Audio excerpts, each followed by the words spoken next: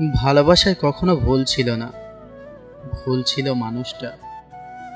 হাসি মুখের আড়ালে লুকিয়ে থাকে হাজারো না বলা কষ্ট। কিছু সম্পর্ক কাঁটার মতো, না ছিঁড়তে পারি না সহ্য করতে পারি।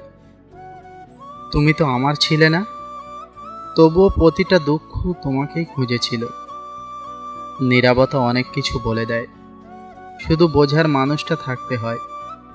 ভেঙে যাওয়া স্বপ্নগুলো এখন শুধু রাতের আকাশে ছড়িয়ে আছে।